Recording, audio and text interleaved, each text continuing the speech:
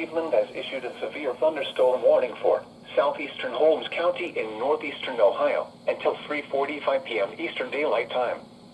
At 3:20 p.m. Eastern Daylight Time, a severe thunderstorm was located over Farmerstown, or 10 miles east of Millersburg, moving east at 10 miles per hour. Hazard, 60 miles per hour with gusts and quarter-size hail. Source, radar indicated. Impact, minor damage to vehicles is possible. Expect damage to trees and power lines. Locations impacted include Berlin, Ooh, it's dark over there. Sugar Creek, Farmerstown, Baltic, and Charm.